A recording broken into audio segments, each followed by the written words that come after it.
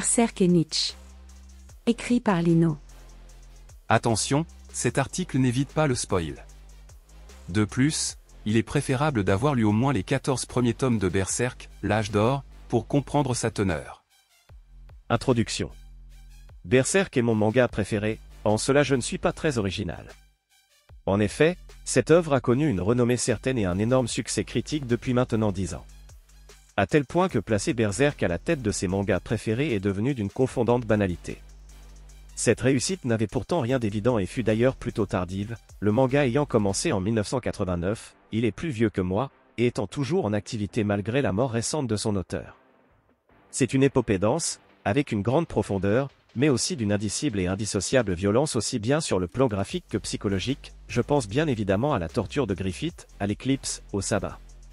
Nous avons déjà consacré un article à son sujet il y a quelques années, aussi je m'attarderai aujourd'hui sur les liens que celui-ci entretient avec l'œuvre du philosophe allemand Friedrich Nietzsche. Berserk, c'est avant tout le travail d'une vie, celle de Kentaro Miura. Il n'y a, à ma connaissance, nulle preuve que le mangaka ait lu Nietzsche ou qu'il fût familier de son œuvre philosophique. Mais il est indéniable que les thèmes qu'il aborde dans Berserk sont aussi ceux explorés par le philosophe au marteau, la teneur de la nature humaine, la force de la volonté, le rapport des hommes à la religion ou à Dieu. Ces éléments s'imbriquent et se mélangent jusqu'à former ce que l'on peut qualifier d'authentique manga nietzschéen, comme je m'apprête à vous le démontrer. L'univers complexe de Berserk. Il est certainement difficile de trouver le bon point de départ afin d'analyser une œuvre aussi dense, j'ai donc décidé de démarrer par son univers pour aborder ensuite les personnages. Berserk se déroule dans une sorte d'Europe médiévale fictive, où l'équivalent d'une guerre de sang en plonge ce monde dans une spirale de violence absurde et sans fin. Nous y suivons les aventures de Gu, jeune guerrier orphelin contraint à rejoindre une bande de mercenaires, la Troupe du Faucon. Cette dernière est dirigée par le mystérieux et charismatique Griffith, secondé par la belle, mais farouche Casca. À mesure que l'intrigue progresse, l'ambiance va basculer drastiquement d'un récit de guerre médiévale à un univers mystique encore plus sombre où les enjeux vont dépasser les simples destinées humaines. Ces questionnements religieux et philosophiques se retrouvent chez Nietzsche, dont l'un des thèmes centraux de sa pensée est notamment le nihilisme, et a fortiori sa présence au sein du christianisme. En effet, il estime que les chrétiens ont un ordre de valeurs inversé en adoptant des idéologies irrationnelles qui traitent d'un arrière-monde, l'au-delà, le paradis, l'enfer, qui, in fine, a plus d'importance que notre monde matériel terrestre. Il y constate une dépréciation de la chose la plus importante que nous ayons ici-bas, c'est-à-dire, nos vies. Dans le christianisme, ni la morale, ni la religion ne sont en contact avec la réalité. Rien que des causes imaginaires, Dieu, l'âme, moi, esprit, libre arbitre, ou même l'arbitre qui est pas libre, rien que des effets imaginaires, le péché, le salut, la grâce, l'expiation, le pardon des péchés. Une relation entre des êtres imaginaires, Dieu, esprit, âme, une imaginaire science naturelle, anthropocentrique, une absence totale de la notion de cause naturelle, une psychologie imaginaire, une complète incompréhension de soi-même, des interprétations de sentiments généraux agréables ou désagréables, tels que les états du grand sympathique, à l'aide du langage figuré des idiosyncrasies religieuses et morales, le repentir, la voix de la conscience, la tentation du diable, la présence de Dieu, une téléologie imaginaire, le royaume de Dieu, le jugement dernier, la vie éternelle. Ce pur monde de fiction se distingue très à son désavantage du monde des rêves, puisque celui-ci reflète la réalité, tandis que l'autre ne fait que la fausser, la déprécier et la nier. Après que le concept « nature » fut inventé, en tant qu'opposition au concept « Dieu », naturel, devint l'équivalent de « méprisable », tout ce monde de fiction a sa racine dans la haine contre le naturel, la réalité, moi, elle est l'expression du profond déplaisir que cause la réalité. Mais ceci explique tout. Qui donc est seul à avoir des raisons pour sortir de la réalité par un mensonge? Celui qu'elle fait souffrir. Mais souffrir de la réalité, dans ce cas-là, signifie être soi-même une réalité manquée. La prépondérance des sentiments de peine sur les sentiments de plaisir est la cause de cette religion, de cette morale fictive, un tel excès donne la formule pour la décadence. Friedrich Nietzsche l'Antichrist.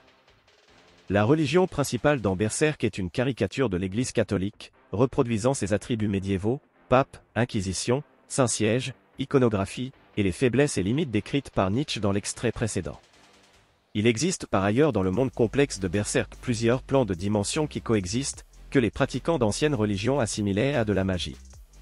Les croyants de l'Église sont absolument incapables de voir les manifestations de ces autres dimensions, comme par exemple des êtres elfiques, car leur vision du monde est totalement voilée par les dogmes de l'Église. Seuls ceux qui en sont détachés peuvent réellement accéder à une compréhension rationnelle du monde et de ses mécanismes complexes. Nietzsche dénonce également le désir de domination et de violence occulté derrière la morale du christianisme. Il en va de même pour la morale de l'Église dans Berserk. Tous ces dogmes et ces croyances ne sont selon le philosophe que des outils pour contrôler de manière détournée les individus. Les instincts violents et agressifs de l'homme sont masqués derrière une façade de bonté et de compassion. Cette dérive est incarnée par le personnage de Farnèse, la représentante des chevaliers de la Sainte Chaîne d'Argent ainsi que par l'inquisiteur Mosgus. Farnèse use du pouvoir octroyé par son statut ecclésiastique pour canaliser ses pulsions violentes et sexuelles dont elle a profondément peur, tandis que Mosgus utilise la religion comme outil pour asservir et torturer les masses. Griffith comprend aussi ces mécanismes et va, suite à son retour dans le monde physique, les faire siens en embrassant la figure du Messie ainsi que toute l'iconographie associée pour accroître son pouvoir absolu sur les hommes. Il prendra d'ailleurs à cette fin le contrôle de l'institution religieuse. Un autre enjeu majeur de la confrontation entre religion et philosophie que l'on peut prêter au philosophe allemand est le Dieu de ce monde. Miura l'introduit dans le chapitre 83, un chapitre par la suite retiré, car selon l'auteur, ce dernier en dévoilait trop sur l'univers de Berserk. Cependant, il peut être considéré comme canon, il ne fut, en effet jamais contredit dans la suite de l'œuvre. Bien au contraire, il est possible d'y retrouver des références éparpillées en de nombreuses occasions. Ce Dieu caché au plus profond de la dimension la plus éloignée du monde physique, le monde idéal, se présente à Griffith lors d'une rencontre directe comme Heidi, l'idée du mal, ou le Dieu désiré. Il s'agit d'un cœur géant ancré au milieu d'un immense tourbillon de sentiments, voire de ressentiments. Il est le véritable maître de la causalité et donc de la destinée des hommes. Le lien entre cet être et la pensée nietzschéenne devient encore plus évident lorsqu'il explique être un océan de sentiments. Tous les humains ont au plus profond de leurs âmes une conscience commune qui dépasse l'individu. Leur conscience collective en tant qu'espèce, leurs côtés obscurs est cet océan qui gonfle et je suis né de cela. Comme l'ego de ce monde, je suis ce monde, les ténèbres qui habitent dans chaque cœur humain, l'idée du mal, voilà ce qu'est Dieu. Il explique par la suite que les humains désiraient une cause. Une cause pour la douleur, la tristesse, la vie, la mort. Pourquoi leur vie est-elle remplie de souffrances? Pourquoi leur mort était-elle si absurde? Ils voulaient des raisons pour cette destinée qui dépassait leur savoir. J'ai créé ces causes, car j'ai été créé pour ça. Je contrôle la destinée. Obéissant à l'essence de l'humanité, je tisse la destinée de tous les humains. Tout cela rejoint l'idée que l'homme est son propre créateur de Dieu. L'être humain, dans sa souffrance, forge le concept de Dieu et invente la religion pour se consoler et se donner un but existentiel.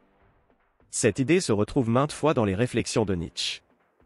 Quand on ne trouve plus la grandeur de Dieu, on ne la trouve plus nulle part, il faut la nier ou la créer. Dieu est une hypothèse beaucoup trop extrême. Dieu est une réponse grossière. Dieu est une pensée qui rend courbe ce qui est droit, fait tourner ce qui est immobile. L'homme est-il une erreur de Dieu, ou Dieu une erreur de l'homme? De son vivant, Kentaro Miura dira lui aussi dans un entretien datant de 1996, Dieu et le diable sont des créatures nées des pensées humaines. Ce discours est semblable au paradoxe de l'œuf et de la poule, lequel des deux est né en premier. L'existence de Dieu et du diable est un reflet de l'existence humaine. Dans le monde de Berserk, aux dimensions superposées, cette idée de Dieu créé ou désiré prend un sens littéral avec le personnage d'Heidi. Pour le plus grand malheur des personnages du manga, tout comme le concept de Dieu pour les hommes est porteur de malheur pour Nietzsche. La condition de l'homme. Berserk est aussi une réflexion sur la nature humaine et le mal que nous aurions tous enfoui au fond de nos cœurs. Présent même au sein de l'Église, institution qui se donne hypocritement pour rôle d'en délivrer les hommes, nous le trouvons aussi dans la folie meurtrière de ce prix dans cette guerre de sang, dans les choix égoïstes de Griffith, dans son invraisemblable cruauté vis-à-vis de ses proches, sa soif de conquête qui écrase les autres. Gu fut d'ailleurs le seul à lui résister, lui donnant ainsi la possibilité de déployer sa force de manière ultime en devenant un Godand, un apôtre divin d'Idea. Selon les résistances que recherche une force en vue de s'en rendre maître, il faut que la mesure des échecs et des fatalités ainsi provoquées grandisse. En tant que toute force ne peut se manifester que sur ce qui lui résiste, il y a nécessairement, dans toute action, un ingrédient de déplaisir. Mais ce déplaisir agit comme une excitation à la vie et fortifie la volonté de puissance. Nietzsche la volonté de puissance. Le philosophe allemand estimait que l'homme recherche la domination sur les autres, ainsi que la cruauté, car c'est ainsi qu'il est forgé. Il pense que la volonté de puissance est la force fondamentale qui anime toutes les créatures vivantes, y compris les humains. Cette volonté est le désir d'accroître sa propre force et sa propre capacité à agir sur le monde. Elle peut prendre des formes positives, comme l'art ou encore la recherche de la sagesse, mais bien souvent elle va prendre des formes plus négatives, notamment la cruauté et l'asservissement des autres. C'est pourquoi l'humanité a développé des institutions et des idéologies, comme la religion et la morale, pour réprimer et réorienter la volonté de puissance, mais ces tentatives n'auraient pas pour autant la cruauté, bien au contraire, elles la frustrent, la rendent plus souterraine, et plus intense. Au milieu de ce monde dévasté et face à l'horreur de sa vie qui n'est qu'une interminable lutte, Gu le guerrier devra non seulement affronter des démons, mais aussi combattre ce mal présent en lui. Cette part de ténèbres prendra la forme d'un chien monstrueux menaçant de le dévorer, lui et ceux qu'il aime. Cette ombre cauchemardesque est la manifestation des ressentiments et des pulsions négatives qu'il a accumulées à force de batailler contre des êtres abjects. L'on peut y voir l'écho d'une célèbre citation de Nietzsche. Celui qui lutte contre les monstres doit veiller à ne pas le devenir lui-même.